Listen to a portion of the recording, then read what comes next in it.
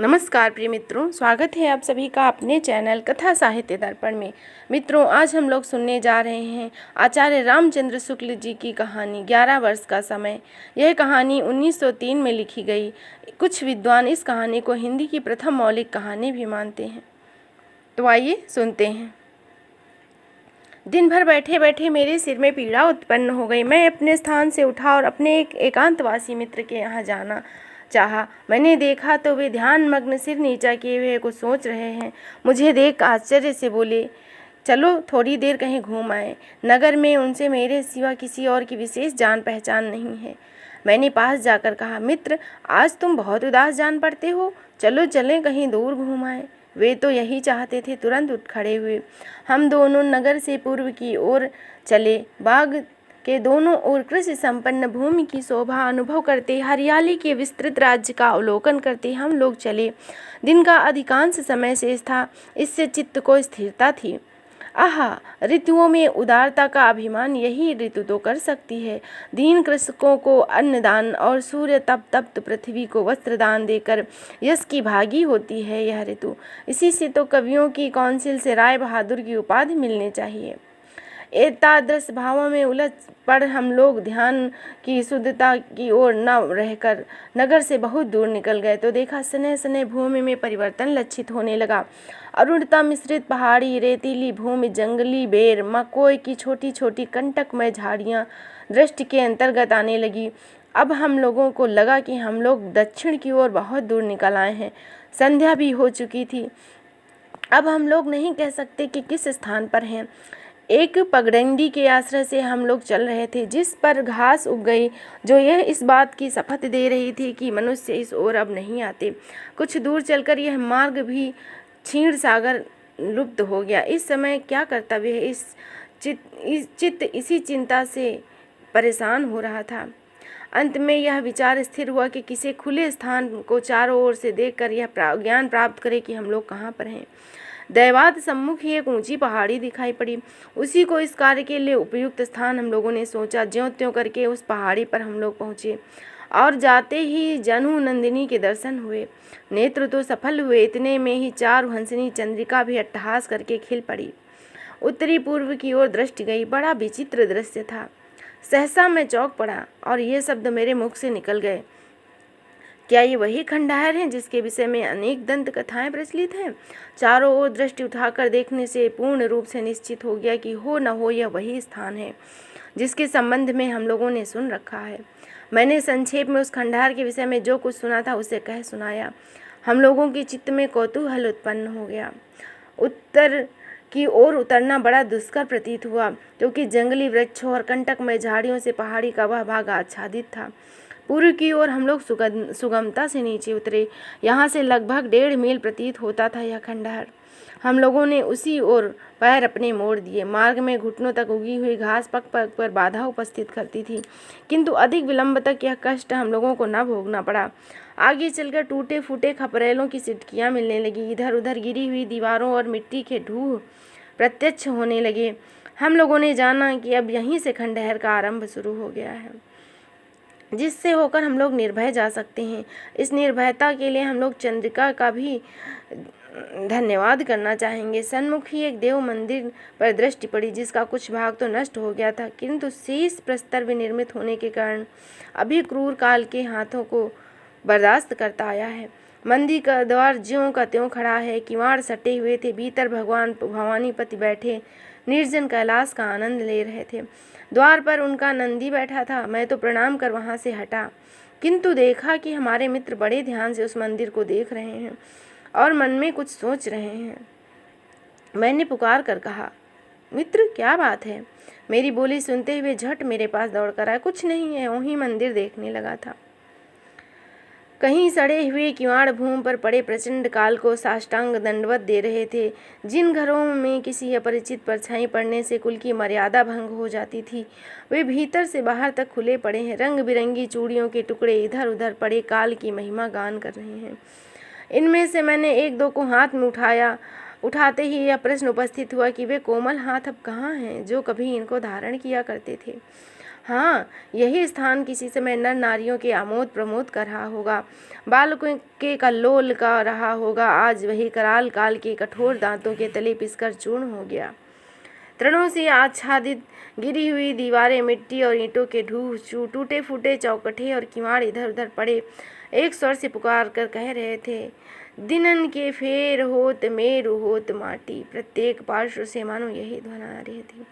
मैं एक स्वच्छ शिला पर बैठ, जिसका कुछ भाग पृथ्वी तल में धंसा हुआ था और शेष बाहर था, मेरे मित्र मेरे पास आकर बैठ गए। बैठे बैठे काल की गति पर विचार कर रहे थे। किसी विचार में हम लोग डूबे ही थे कि चित्त में यह प्रश्न बार बार उठने लगा कि उसका संतोषप्रद उत्तर कहाँ से पाए। अनुमान से यथासाध्य प्रयत्न किया, परंतु कुछ फल न प्राप्त हुआ। माथा घूमने लगा। हम लोग अधिक विलंब तक इस अवस्था में ना रह पाए। यह क्या मधुसूदन, यह कौन सा दृश्य है? जो कुछ देखा उससे अवाक रह गया। कुछ दूर पर एक श्वेत वस्त्र इसी खंडहर की ओर आते दिखाई पड़ी। मुझे रोमांच हो आया, शरीर कांपने लगा। मैंने अपने मित्र को उस ओर आकर्षित किया, उंगली उठा के दिखाया, परंतु कुछ वे देख ना सके।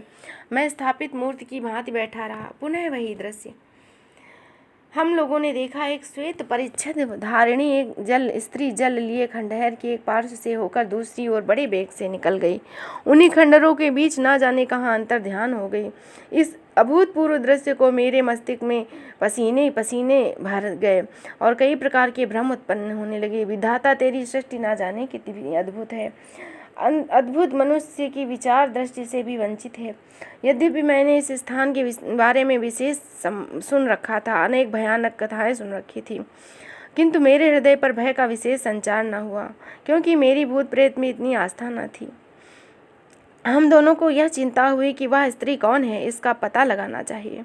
हम दोनों अपने स्थान से उठे और जिस ओर वह स्त्री जाती थी उसी ओर चल पड़े। अपने चारों ओर प्रत्येक स्थान को भली प्रकार देखते हम लोग गिरे हुए मकानों के भीतर जा जाकर श्रृंगालों के स्वच्छंद विहार में बाधा डालने लगे। अभी तक जो कुछ ज्ञात हुआ, इस बात से हम लोगों के मन में यह निश्चय हो गया कि हो न हो वह स्त्री किसी गुप्त भाग में गई है। इन्हीं खंडहरों के गिरी हुई दीवारों की और मिट्टी के ढेर से इस समय हम लोग परिवृत थे। बाह्य जगत की कोई वस्तु अंतर्दृष्ट नहीं हो रही थी। हम लोगों को जान पड़ा कि किसी दूसरे संसार में खड़े हैं। वास्तव में खंडहर के एक भयानक भाग से इस समय हम लोग निकल रहे थे। सामने एक बड़ी ईंट की दीवार देख पड़ी, जो औरों की अपेक्षा अच्छी दशा में थी। इसमें एक खुला हुआ द्वार था। इसी द्वार से हम लोग भीतर गए। भीतर एक विस्तृत आंगन था, जिसमें बेर और बबूल के पेड़ स्वच्छंदता पूर्वक खड़े थे। उस स्थान को मनुष्य जाति के संबंध में मुक्ति की सूचना दे रहे थे। इसमें पैर धरते ही मेरी विचित्र दशा हो गई। मेरे मित्र की विचित्र दशा हो गई। वे चट बोल उठे, मित्र, मुझे ऐसा लगता है जैसे मैं इस स्थान पर आ चुका हूँ। प्रत्येक वस्तु यहाँ की मुझे जानी पहचानी लगती है। मैंने अपने मित्र की ओर देखा। उन्होंने आगे कुछ न कहा। मेरा चित्त इस स्थान की अनुसंधान करने के लिए मुझे बाध्य करने लगा। एक ओर मिट्टी पड़ते पड़ते दीवार की ऊंचाई अर्धभाग तक पहुंच गई थी। इसी ओर से होकर हम दोनों दीवार पर चढ़ गए। दीवार के नीचे दूर किनारे चतुर्दिक वेष्टित एक कोठरी दिखाई पड़ी। मैं इसमें उतरने लगा। बड़ी सावधानी से एक उभरी हुई ईंट पर पैर रख हम दोनों नीचे उतर गए, जिसमें एक जीर्ण किवाड़ लगा हुआ था। कोठरी की दाहिनी ओर एक द्वार दिखाई पड़ा। हम लोग निकट जा किवाड़ के पीछे धकेले तो जान पड़ा वे भीतर से बंद हैं। मेरे तो पैर कांपने लगे। पुनः साहस धारण कर हम दोनों लोगों ने किवाड़ के छोटे छोटे रंध्रों से झांका तो एक और प्रस्तर कोठरी दिखाई पड़ी। एक कोने में मंद मंद दीपक जल रहा था, जिसका प्रकाश द्वार तक न पहुंचता था। यद्यपि प्रदीप उसमें न होता तो अंधकार के अलावा हम लोग कुछ न देख पाते। हम लोग कुछ काल तक स्थिर दृष्टि से उसी ओर देखते रहे। इतने में एक स्त्री आकृति दिखाई पड़ी, जो हाथ में कई छोटे पात्र लिए उस कोठरी को प्रकाशित कर रही थी। अब तो किसी प्रकार का संदेह न रहा। एक बार इच्छा हुई कि किवाड़ खटखटाएं, परंतु किस बात के विचार से हम लोग ठहर गए। जिस प्रकार हम लोग कोठरी में आए थे, उसी प्रकार निःशब्द दीवार से होकर आंगन में आए। मेरे मित्र ने कहा, इसका शोध अवश्य लगाओ, यह स्त्री कौन है। अंत में हम दोनों आड़ में इस आशा से कदाचित वह बाहर निकले बैठे रहे। लगभग 1 घंटे हम लोग इसी तरह बैठे रहे। इतने में वह श्वेत वस्त्रधारिणी स्त्री आंगन में सहसा खड़ी हो गई। हम लोगों को यह देखने का समय ना मिला कि वह किस ओर से आई। उसका अभूतपूर्व सौंदर्य देख हम लोग स्तंभित हो गए। चंद्रिका के उस वातावरण में उसकी सुंदरता स्पष्ट जान पड़ी। गौर वर्ण शरीर किंचित क्षीण और आभूषणों से सर्वथा रहित, उसका मुख यद्यपि उदासीन और शोक का स्थायी भाव लिए हुए था, पर एक अलौकिक प्रशांत कांति से दीप्यमान भी हो रहा था। कुछ काल तक वह किंकर्तव्य विमूढ़ हो स्तब्ध लोचनों से हम लोगों को देख रही थी। अंत में हमने अपने आप को संभाला और इस अवसर को कार्य उपयुक्त समझा। मेरे मित्र ने गिड़गिड़ा कर कहा, देवी ढिठाई क्षमा करें, मेरे भ्रमों का निवारण करें। वह स्त्री क्षण भर तो चुप रही, फिर स्निग्ध और गंभीर स्वर से बोली, कौन हो तुम और मुझे व्यर्थ क्यों कष्ट देते हो? इसका उत्तर भी क्या था? मेरे मित्र ने कहा विनीत भाव से, देवी मुझे बड़ा कौतूहल है, दया करके यहाँ का सब रहस्य कहो। इस पर उसने उदास स्वर से कहा, तुम हमारा परिचय लेके क्या करोगे? इतना जान लो, मेरे समान अभागिनी इस संसार में कोई नहीं। मेरे मित्र ने हाथ जोड़कर कहा, देवी अपने वृत्तांत से मुझे परिचित कराओ, इसी हेतु हम लोगों ने इतना साहस किया है। स्त्री ने करुणा भरे स्वर ने कहा, तुम मेरे नेत्रों के सम्मुख भूला भुलाया मेरा दुख उपस्थित कर रहे हो। अच्छा चलो कहती हूँ। मेरे मित्र निकट एक पत्थर पर बैठ गए, मैं भी उन्हीं के पास जा बैठा। इससे प्रथम मैं अपने वृत्तांत से तुम्हें परिचित करूँ। तुम्हें शपथ पूर्वक यह प्रतिज्ञा करनी होगी कि तुम्हारे सिवा यह रहस्य और कोई न जाने, नहीं तो इस स्थान पर मेरा रहना दुष्कर हो जाएगा और आत्महत्या के सिवा मेरे लिए कोई दूसरा मार्ग न बचेगा। हम लोगों के नेत्र गीले हो गए। मेरे मित्र ने कहा, देवी तुम्हें हमसे किसी प्रकार का भय नहीं होना चाहिए, मैं ईश्वर को साक्षी मानता हूँ। स्त्री ने कहना प्रारंभ किया, यह खंडहर जो तुम लोग देख रहे हो, आज से 11 वर्ष पूर्व एक सुंदर ग्राम था। अधिकांश ब्राह्मण क्षत्रिय ही इस गांव में रहते थे। हम लोग जिस घर में बैठे हैं, चंद्रशेखर मिश्र नामी एक प्रतिष्ठित कुलीन ब्राह्मण का घर था। यह इतना सुनते ही मेरे मित्र सहसा चौंक पड़े। हे परमेश्वर, यह क्या स्वप्न है? ये शब्द उनके मुंह से निकले ही थे कि उनकी दशा विचित्र हो गई। स्त्री ने कहना प्रारंभ किया, मेरे पिता का घर काशी में है। विवाह के 1 वर्ष पश्चात ही इस ग्राम में एक भयानक दुर्घटना उपस्थित हुई। यही मेरे दुर्दमनीय दुख का कारण है। संध्या को सब ग्रामीण अपने अपने कार्य से निश्चित घरों में लौटे। बालकों का कोलाहल बंद हुआ। निद्रा देवी ने ग्रामीणों को चिंता शून्य हृदयों में डेरा डाल लिया। आधी रात से अधिक बीत चुकी थी। कुत्ते भी थोड़ी देर भूख कर चुप हो गए थे। लोग आंख मीचते हुए उठे। अचानक रात में कोलाहल हो गया। चारपाई के नीचे पैर देते हैं तो देखते हैं घुटने भर पानी में खड़े हैं। कोलाहल सुन बच्चे भी जाग उठे, एक दूसरे का नाम ले लेकर चिल्लाने लगे। अपने अपने घरों से बाहर निकल खड़े हुए जाह्नवी को अपने द्वार पर पाया हुआ देखा। भयानक विपत्ति, कोई उपाय नहीं। अचानक ही गांव में जल प्रलय आ गई। संयोग से एक नाव कुछ दूर पर आती दिखाई पड़ी। आशा नौका आई। लोग दौड़ पड़े, बलपूर्वक चढ़ने लगे। मल्लाहों ने भारी विपत्ति सम्मुख देखी तो नाव पर अधिक बोझ होने के भय से उन्होंने तुरंत अपनी नाव बढ़ा दी। नौका पवन गति से गमन करने लगी। नौका दूसरे किनारे पर लगी। लोग उतरे। चंद्रशेखर मिश्र भी नाव पर से उतरे और अपने पुत्र का नाम लेकर पुकारा। कोई उत्तर ना मिला। उन्होंने साथ में ही उसको चढ़ाया था, किंतु नाव पर भीड़ अधिक होने के कारण वह उनसे पृथक हो गया। मिश्र जी घबराए, नाव लेकर तुरंत लौटे। देखा बहुत से लोग रह गए थे। उनसे पूछताछ किया, किसी का कुछ नहीं पता। संध्या का समय था। मेरे पिताजी दरवाजे पर बैठे थे। सहसा मिश्र जी घबराए हुए आए। उन्होंने आकर अद्योपांत पूर्व लिखित घटना कह सुनाई और तुरंत उन्मुक्त की भांति वहाँ से चल दिए। लोग पुकारते ही रह गए, एक क्षण भी वह न रुके।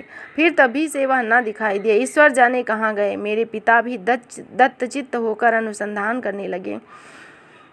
उन्होंने बहुत ही प्रयास किया, बहुत पता लगाया। इस तरह ढूंढते ढूंढते कई मास बीत गए, पर कोई समाचार न मिला। चंद्रशेखर मिश्र का भी कोई समाचार नहीं मिला और उनके परिवार का भी कोई समाचार नहीं मिला। उस समय मेरी अवस्था 14 वर्ष की हो चुकी थी। अब तक मैं निर्बोध बालिका थी। क्रमशः अब मुझे अपनी स्थिति का ज्ञान होने लगा। मेरा समय भी अहर्निश इसी चिंता में व्यतीत होने लगा। शरीर दिन पर दिन क्षीण होने लगा। मेरे देवतुल्य पिता ने जब यह बात जानी तो मेरे दुखों को भुलाने का यत्न करने लगे। अपने पास बैठाकर रामायण आदि का पाठ सुनाया करते। मेरे पिताजी वृद्ध हो गए। घर का कार्य संपादन बड़े भाई के हाथ में आ गया। उनकी स्त्री स्वभाव से क्रूर थी। कुछ दिनों तक तो किसी प्रकार चलता रहा। अंत में वह मुझसे डाह करने लगी और कष्ट देना प्रारंभ किया। मैं चुपचाप सब सहती रही। मेरा चित्त अधिक दुखी रहने लगा। कभी भी मैं अपने भाई से निवेदन करती तो वे कुछ न बोलती, और मेरे पिताजी वृद्धावस्था के कारण कुछ नहीं कर सकते थे। मेरे दुख को समझने वाला कोई नहीं था। मेरी माता तो पहले ही परलोकवासी हो चुकी थी। मुझे अपनी दशा पर बड़ा दुख हुआ। सोचा, यदि मेरे स्वामी होते तो क्या मेरी यही दशा होती? पिता के घर क्या इन्हीं वचनों द्वारा मेरा सत्कार किया जाता? यही सब वचन मेरे हृदय को वेधने लगे। एकांत में बैठकर अपनी अवस्था पर अश्रुवर्षण करती। उस समय भी यह भय रहता कि कहीं भौजाई ना देख ले। एक दिन मेरी भौजाई ने मुझे रोते हुए देख लिया। व्यंग वचनों से मेरा आश्वासन करने लगी। मेरा शोकार्त हृदय अग्निशिखा की भांति प्रज्वलित हो उठा। किसी से कुछ न कहा और सूर्योदय के प्रथम ही मैंने अपने पिता का गृह त्याग कर दिया। अब मैं यह नहीं कह सकती कि उस समय मेरा क्या विचार था। एक बेर अपने पति का स्थान देखने की मेरे मन में बड़ी लालसा थी। मैंने देखा, संसार में दुखों के सिवा और कुछ नहीं है। सैकड़ों कठिनाइयां झेलकर मैं इस स्थान पर आ पहुंची। उस समय मेरी अवस्था 16 वर्ष की थी। मैंने इस स्थान को उस समय भी प्रायः इसी दशा में पाया था। यहाँ आने पर मुझे कोई ऐसे चिन्ह मिले जिससे मुझे यह निश्चय हो गया कि यह चंद्रशेखर मिश्र का ही घर है।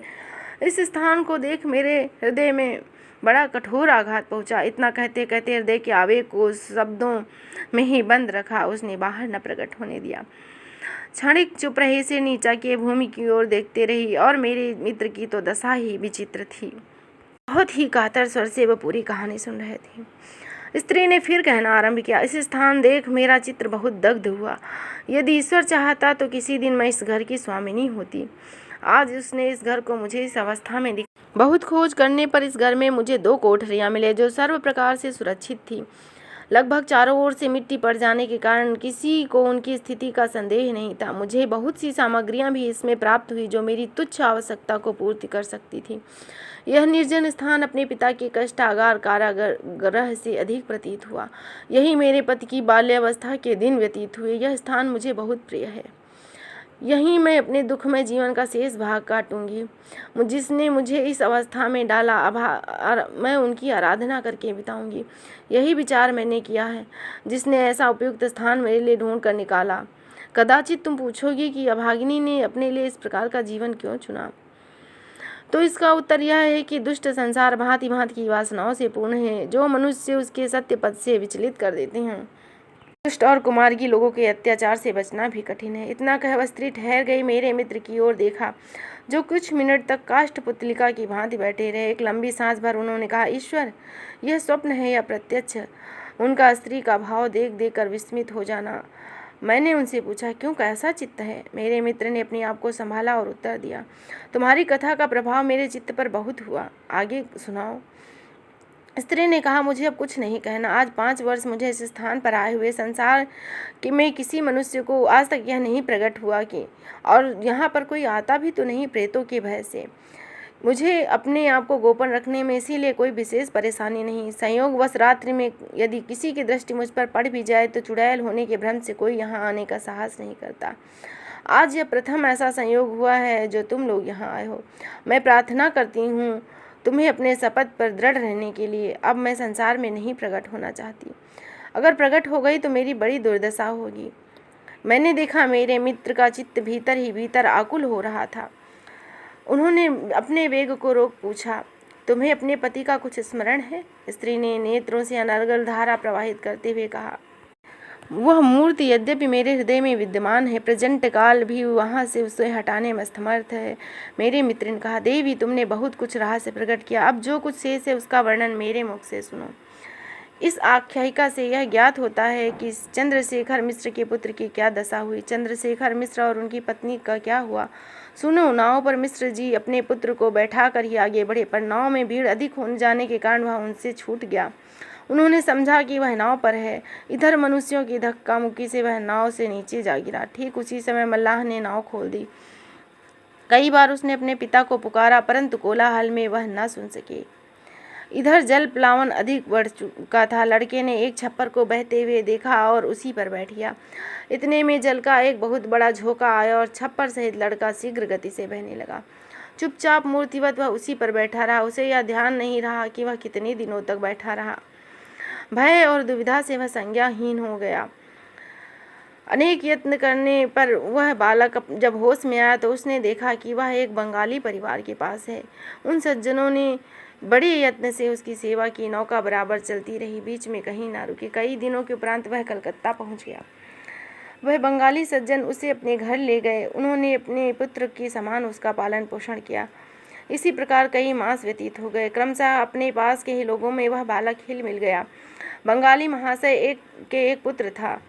वह सज्जन लड़के के भावी हित की चेष्टा में तत्पर हुए। ईस्ट इंडिया कंपनी के स्थापित किए हुए स्कूल में उसका दाखिला करा दिया।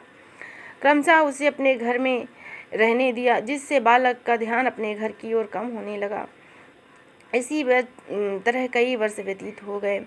अपूर्व परिचितों का उसके मन में विशेष ध्यान न रहा। इसी बीच एक बड़ी चित्ताकर्षक घटना उपस्थित हुई।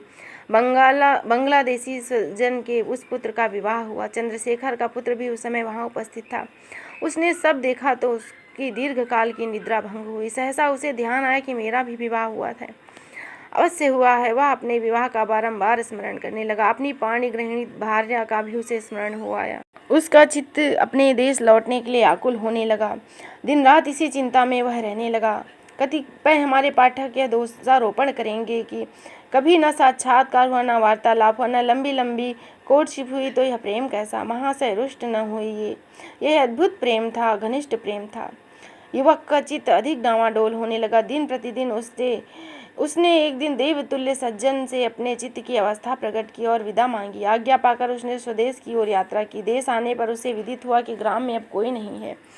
बहुत से लोगों से उसने अपने माता पिता की पूछताछ की तो कुछ न पता चला। उसने अपनी धर्म पत्नी के दर्शन के हित वह उनके मायके यानी काशी पहुंच गया। वहां पर तुम्हारे पिताजी के घर का अनुसंधान करने लगा। बहुत दिनों पश्चात तुम्हारे ज्येष्ठ भ्राता से साक्षात्कार हुआ, जिससे उन्होंने तुम्हारे संसार से लोप हो जाने की बात बताई, जिससे निराश होकर मैं संसार में घूमने लगा। इतना कह मेरे मित्र चुप हो गए। इधर शेष भाग सुनने को हम लोगों का चित्त उब रहा था। आश्चर्य से उन्हीं की ओर हम ताक रहे थे। उन्होंने फिर उस स्त्री की ओर देखकर कहा, कदाचित तुम पूछोगी इस समय वह अब कहाँ है। वह अभागा तुम्हारे सन्मुख बैठा हुआ है। हम दोनों के शरीर में बिजली दौड़ गई। वह स्त्री भूमि पर गिरने लगी। मेरे मित्र ने दौड़कर उसे संभाला, किसी प्रकार उनको सहारा देकर बिठाया। कुछ क्षण उपरांत बहुत धीमे स्वर में मेरे मित्र ने कहा, अपना हाथ दिखाइए। उन्होंने झट अपना हाथ फैला दिया, जिस पर एक काला तिल दिखाई दिया। स्त्री कुछ काल तक उसी अवस्था में रही, फिर मुंह ढांपकर सिर नीचा करके बैठी रही। लज्जा का प्रवेश हुआ, क्योंकि यह एक हिंदू रमणी का पति था और संयोग से उसे प्रथम बार मिला था। आज इतने दिनों के उपरांत मुझे मेरे मृत्यु के दुख का गुप्त रहस्य प्राप्त हुआ। मैंने उस रात्रि को अपने मित्र का खंडहर में अतिथि रहा। सवेरा होते ही हम लोग प्रसन्नचित्त होकर नगर में आए। तो इस प्रकार आपने सुना आचार्य रामचंद्र शुक्ल जी द्वारा लिखी हुई कहानी 11 वर्ष का समय। आशा करती हूँ यह कहानी आपको पसंद आई होगी, तो प्लीज़ इसे लाइक अवश्य करिएगा और इस चैनल को सब्सक्राइब भी। तो फिर मिलेंगे एक नई कहानी के साथ, तब तक के लिए धन्यवाद।